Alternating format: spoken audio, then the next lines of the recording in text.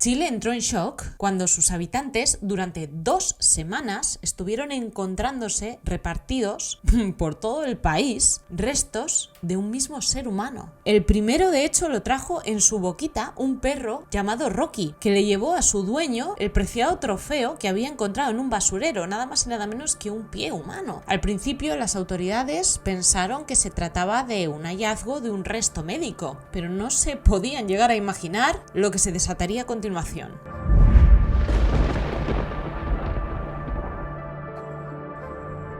¿Qué tal, mis curiositos? Sin censura, bienvenidos, bienvenidas un día más a este vuestro cuarto de los casos criminales favorito. Bueno, estamos por aquí tratando de recuperarnos poquito a poco. Para aquellas personas que no sepan qué es lo que me ha pasado, me sometí a una cirugía en la que me extrajeron la muela del juicio, hubo muchas complicaciones y de hecho me ha quedado un poquito de parálisis y no tengo sensación en esta zona de la boca, ni en el labio, ni nada, así que he estado tratando de aprender a pronunciar de nuevo durante estas 2 semanas que he estado sin trabajar. Y bueno, espero que no se note demasiado y que podamos ir recuperándonos poco a poco. También quiero pediros desde lo más hondo de mi corazón una oración o buena energía de todos vosotros y vosotras, porque estoy grabando este vídeo después de acabar de enterarme que mi papá ha sido ingresado. Así que por favor os pediría que valoréis mucho este tiempo que estoy aquí pasando con vosotros, porque en realidad ahora mismo, o sea, me gustaría estar con él, pero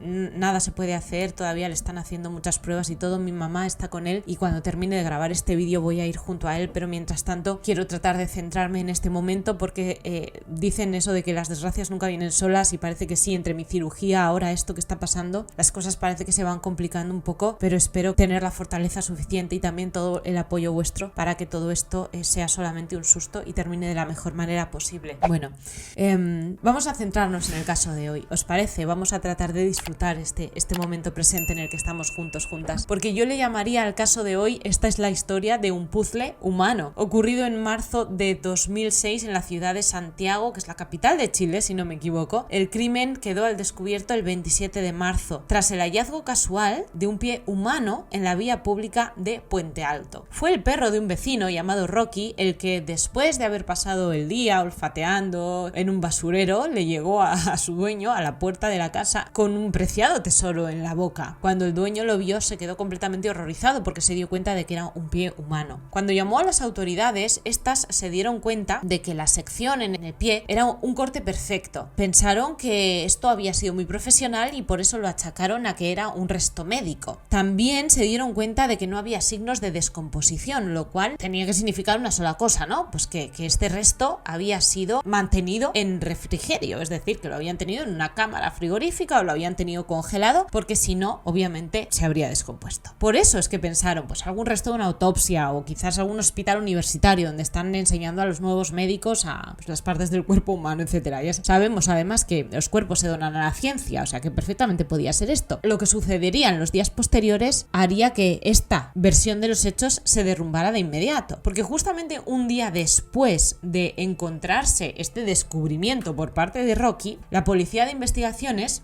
encontró en el mismo sector donde estaba este basurero la cabeza, y esta cabeza presentaba 2 piums de 9 milímetros. Además se dieron cuenta de que tenía bastantes cortes por aquí por las mejillas y le habían quitado la nariz. El 29 de marzo encontrarían los brazos, a los cuales les habían quitado manos y habían sido arrancados varios tatuajes. Al día siguiente se descubriría el otro pie. Nos vamos hasta el 2 de abril, cuando 2 mujeres recolectoras de plástico se encuentran con más partes. Encuentran las 2 manos, pero se dan cuenta de que las huellas digitales también han sido arrancadas. Se lo encuentran en una bolsa al final de la avenida Santa Rosa en Puente Alto. Al día siguiente nos vamos hasta la comuna de San Bernardo ahora, cuando una mujer iba a trabajar, se encuentra con una bolsa verde encima de un banco. No le da mayor importancia, pero resulta que cuando sale de trabajar, regresa por el mismo sitio y se encuentra con la misma bolsa en el banco. Nadie la ha tocado y se queda pensando, a ver si esto va a tener que ver con esa noticia noticia que lleva días en televisión de que se están encontrando los restos, se acerca a mirar y cuando se acerca a mirar, alma de la caridad, llama rápidamente a la policía y ahí encuentran el torso, se le han quitado vísceras y también los glúteos. Imagínate cómo habían dejado a este hombre o mujer, todavía no sabemos. Había algo muy curioso en los hallazgos, no obstante, porque cuando apareció la primera mano, ¿te acuerdas que estas mujeres recolectoras de plástico se las encontraron? La forense dijo que había medido la temperatura de las manos y que había encontrado que era de una temperatura inferior a la ambiental. Vamos a recordar que cuando encontró Rocky el pie, los policías se dieron cuenta de que el pie no presentaba signos de descomposición. Ahora resulta que llega la forense y dice que en las manos la temperatura es más baja que el ambiente. O sea, todo estaba apuntando a que efectivamente el cuerpo había sido conservado en frío. Empezaron a unir todas las piezas de este puzzle humano y pudieron hacer las pruebas de ADN y se dieron cuenta de que todo pertenecía a la misma persona. Un hombre de entre unos 20 a 25 años, lo cual pudieron determinar en base a 3 piezas dentales que encontraron. El coronel Miguel Ángel Castro, que estaba a cargo del caso, contó los siguientes detalles. Es muy impresionante la crueldad de este hecho. Yo participé en la gran mayoría de los hallazgos y peritajes. Fueron hechos con mucha crueldad. Día por medio, un nuevo trozo aparecía en la zona sur de Santiago. La prensa comenzó a involucrarse en el caso y a ejercer presión. Nuestra misión era tratar de identificar al o los responsables.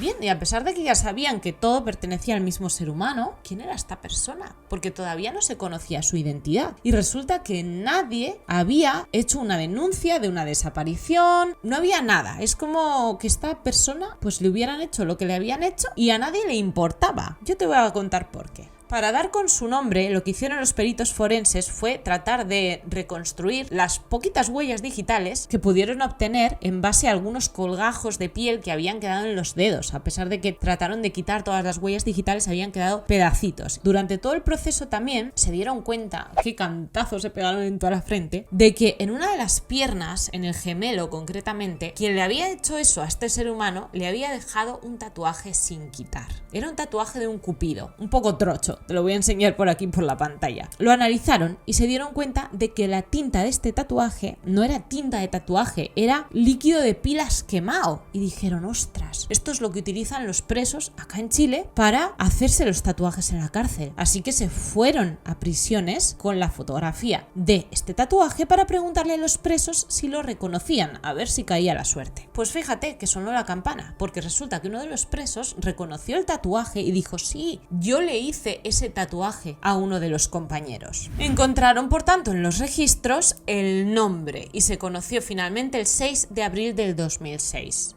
Hans Hernán Pozo, nacido en la comuna de Independencia el 2 de julio de 1985. Conocido en su entorno como el Rucio o el Julipi. Su último domicilio conocido se ubicaba en la comuna de San Ramón. Después de hacerse la identificación fue que la familia se comunicó con la policía. Mientras tanto nadie había dicho nada. ¿Quién era este muchacho? Para que nadie se hubiera preocupado de si estaba, si no estaba, si respiraba, si dejaba de respirar, si iba, si venía, si estaba vivo o estaba muerto. La prensa además informó también de que Hans Pozo tenía una hija de 3 años. Presentaba antecedentes penales por hurto y por robo. Era adicto a las sustancias ilícitas y trabajaba esporádicamente como obrero de la construcción, pero sobre todo como chico de compañía. Andaba mucho por los ambientes homosexuales, por los ambientes gays. Trabajos que hacía, por cierto, para pagarse todas las sustancias ilícitas a las que estaba tan adicto. Había varios trabajadores de la calle que conocían a Hans Pozo y dijeron que él había ejercido cerca de la Plaza de Armas de Santiago durante todo 2006 para costearse su bici.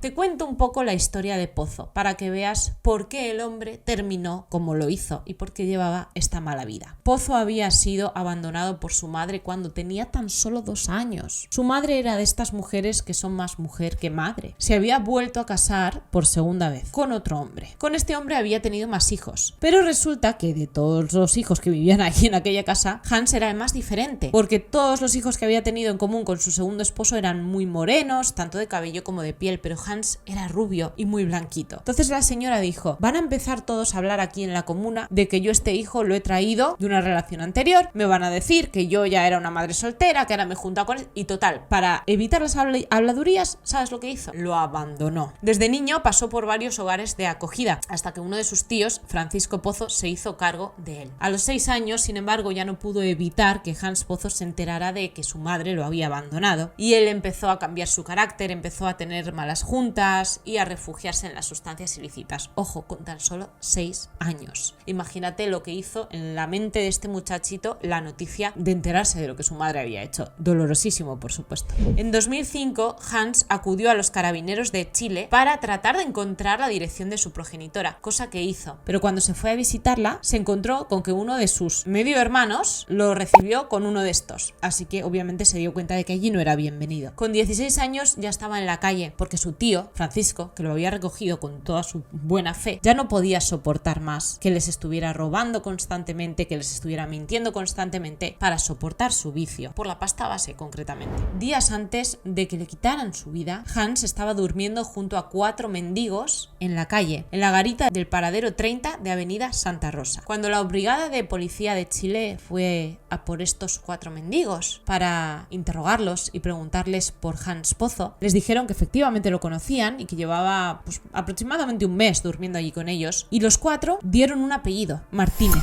Se referían a un tipo que solía venir todas las noches, o casi todas las noches, a recoger a Hans. Venía con su auto, paraba delante de donde estaban estos mendigos durmiendo, Hans se montaba en el auto y se marchaba con el tipo. A veces Hans regresaba y otras veces no. Y esta fatídica noche en la que él se montó y ya nunca regresó, pues efectivamente jamás regresaría. La policía seguía trabajando mientras tanto con lo que tenía hasta el momento. Se dieron cuenta de que por el tamaño que tenía Hans Pozo, que era todo un hombretón, él tenía que haber sido oculto en un refrigerador, no de una casa normal, común y corriente, sino en un refrigerador industrial, porque si no, no habría cabido. Era muy grande. Además, las bolsas de basura donde habían sido encontrados algunos de sus restos eran bolsas de doble costura. Estas bolsas de doble costura eran unas bolsas especiales que vendía un comerciante concretamente allá en Santiago. Entonces lo que hicieron fue ir a interrogar al comerciante, y el comerciante les dijo que él había vendido 2 paquetes de estas bolsas de basura a un heladero y a un familiar que tenía una carnicería. Fue así como los investigadores fueron a por estas 2 personas. Una de ellas no se apellidaba Martínez, pero la otra dio la santa casualidad de que sí, el heladero concretamente. Se llamaba Jorge Iván Martínez Arévalo. Tenía 42 años. Era funcionario de la Municipalidad de La Pintana y dueño de una heladería ubicada junto a su domicilio en Santa Rosa. Una vez identificado el hombre y coincidiendo el apellido con lo que habían dicho los mendigos y toda la historia que le habían contado de que venía por Hans, lo montaba en el coche y ya sabemos todos lo que hacían juntos, la policía intervino sus 2 teléfonos y fue aquí donde efectivamente confirmaron que este señor estaba teniendo relación con Hans Pozo. No una relación de amistad, sino una relación íntima, y además durante mucho tiempo, y además iban a moteles juntos. O sea, te quiero decir que allí había pasión. Cuando las autoridades acudieron a interrogarlo, se dieron cuenta de que el tipo no estaba por ningún lado, no lo encontraban, no estaba en la heladería, no estaba en casa. Le dejaron una citación simplemente para que fuera a declarar. Pero claro, la tarde del 8 de abril del 2006, que es cuando tenía que ir a declarar, el tipo no se presentó. Así que al día siguiente se fueron a por él. Fueron a interrogarlo a la heladería y dijeron, pues sí, ahora sí lo encontramos. Bien, pues lo que está a punto de suceder no te lo esperas, te lo aseguro. Resulta que llegaron a la heladería y al escuchar llegar a la policía, el tipo dio la alarma de robos. ¡Pum! La gente entró en pánico, que estaban en la heladería, ¡oh!, corriendo de un lado para otro, todo el mundo, ¡oh, Dios mío!, intentando escapar. Y entre todo el barullo, el tío lo que hizo fue esconderse en su almacén. La policía trataba de abrir la puerta, y escucharon en el otro lado de la puerta como el tipo gritó 2 veces y después escucharon un pium y luego silencio. Esta versión que te estoy contando sería refutada por la familia de Martínez. Sobre todo su hermano dijo, que estaba presente en todo lo que había sucedido, que habían sido los carabineros quienes habían desvivido a su hermano, que él no se había quitado su propia vida, para nada. Cosa que con la autopsia rápidamente se dieron cuenta de lo que había sucedido, y efectivamente el tío se vio acorralado y se quitó su propia vida. Además, tras el fallecimiento de Martínez, llegó una prueba básica y clarísima en el caso. Su esposa, la esposa de Martínez, encontraría en el cuarto matrimonial oculta una carta de 20 páginas donde Martínez lo confesaba absolutamente todo. Confesaba su relación con Hans Pozo y todo lo que había sucedido. Pero tú fíjate qué movida. Te voy a contar lo que ponía en la carta. Martínez aseguraba que Hans Pozo lo estaba extorsionando, porque le había dicho que era su hijo biológico, y él no quería que se cargara su familia y que se enterara su mujer. Entonces, el Martínez dijo, hostia, yo tuve una relación hace mucho tiempo con una rubia, y entonces estoy calculando los años que tiene este muchacho, y yo creo que sí, que tiene que ser. Entonces, Hans Pozo lo había estado extorsionando, dame dinero, dame dinero, dame dinero. Pero tú fíjate, el tipo supuestamente era el padre biológico, según sus propias ideas, que luego salió que no, porque le hicieron las pruebas de ADN y no había relación entre ellos. Pero el tío estaba pensando que el chaval era su hijo biológico. Y no solo le estaba dando dinero, también se lo estaba pasando por la piedra. ¿Me puedes explicar tú a mí qué sentido tiene esto? Para que veas la clase de disfunción que había aquí metida. No contento con esto, el tipo se había empezado a acojonar, como te digo, porque le va a contar a mi familia, tal, lo estaba extorsionando supuestamente, y entonces había contratado a 2 policías corruptos para que se quitaran de en medio a Hans Pozo, pero supuestamente para que lo hicieran desaparecer simplemente, ¿no? Que lo asustaran, que le dijeran alguna cosa así, alguna amenaza y tal, y Hans dejara de extorsionarlo. Pero resulta que cuando el señor Martínez empezó a ver en las noticias los restos humanos que estaban siendo encontrados y todo esto, dijo, Dios, que los policías corruptos no lo han hecho desaparecer, que han hecho el siguiente nivel. Y entonces se dio cuenta de que estaba metido en un gran lío. Ahora resulta que llegaron los sicarios, vamos a decir así, junto a Martínez, y empezaron a extorsionarlo también, a pedirle dinero, porque mira lo que hemos hecho, porque nos has pedido que lo hagamos desaparecer y lo hemos hecho desaparecer, y un plus. Y el tío no tenía dinero y se había visto muy acorralado y por eso se había quitado su vida.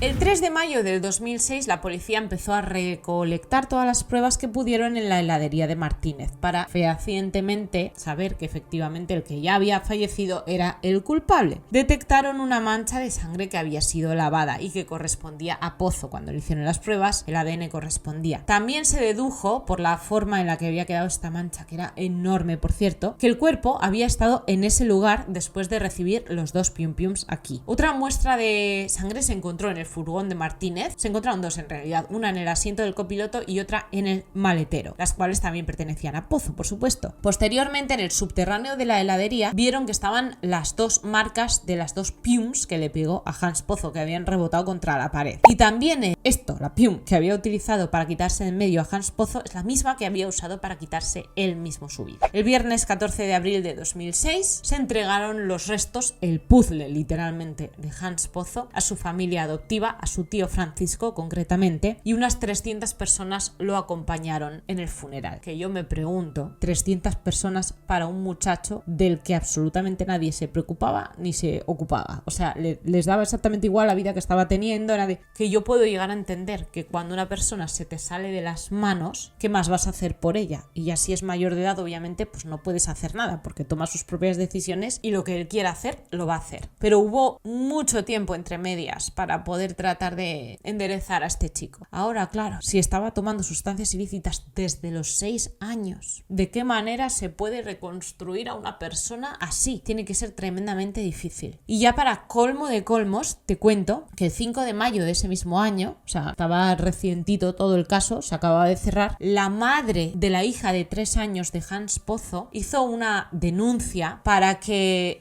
este caso dejara de salir en televisión, sobre todo, te digo por qué, no porque ella no quisiera que se hablara de esto, porque esto se puede hablar, obviamente es información pública y se puede comentar, pero lo que ella quería era que dejaran de circular una cadena de 12 fotografías del que era el padre de su hija, de los restos, o sea, de los trozos que habían quedado, que no se sabe ni cómo se habían filtrado y a través de una cadena de emails en internet estaba rodando por el mundo entero. Y claro, la señora decía, esto el día de mañana lo va a ver mi hija y se va a quedar completamente traumatizada. Así que, por favor, hizo esta denuncia para que se tratara de paralizar toda esta cadena de emails. Cosa que te voy a decir, por cierto, no se pudo hacer, porque tú, yo y todos los que estamos aquí sabemos que cuando algo entra en internet es imposible borrarlo del todo. Bueno, imposible o quizás muy difícil. Así que espero de todo corazón, pido de todo corazón que la hijita de Hans Pozo el día de mañana no tenga que pasar por algo así, porque bien sabemos que esto puede traumatizar y traumatizaría a cualquiera. ¿Qué te parece el caso que te he contado? Curiosita, curiosito. ¿Crees que esto podría haber terminado de una manera diferente o era la crónica de una muerte anunciada? Te voy a estar leyendo abajo en comentarios. Te quiero agradecer especialmente hoy muchísimo tu compañía. Para mí es súper especial poder estar aquí. Hoy era mi regreso y me encuentro con esta noticia de que han ingresado a mi papá. Entonces es como, wow, un golpe detrás de otro, pero con la mejor actitud positiva voy a tratar de tomar toda esta situación y sé que con vuestro apoyo, con vuestras oraciones y vuestra buena energía, todo va a salir muy bien. No tengo cómo agradeceros de verdad todo el cariño que me dais, la paciencia que habéis tenido y todo el amor que me habéis dado para mi pronta recuperación. Os mando un abrazo inmenso. Recordad, por favor, si queréis saber cómo va evolucionando mi vida más personal, porque sobre todo de eso es que hablo en mi Instagram, pues os espero por allí. Te voy a dejar el usuario por aquí por la pantalla, lo tienes en la caja de info también. Y recuerda que también vamos a estar viéndonos en mi canal de Curioseando muy pronto con los chismes más jugosos de tus celebrities favoritas. Poquito a poco empezamos a retomar todo de nuevo. Perdona que no te puedo mandar el beso sonoro porque como tengo toda la cirugía todavía hay un poco, pues para que no la liemos. ¡Chao!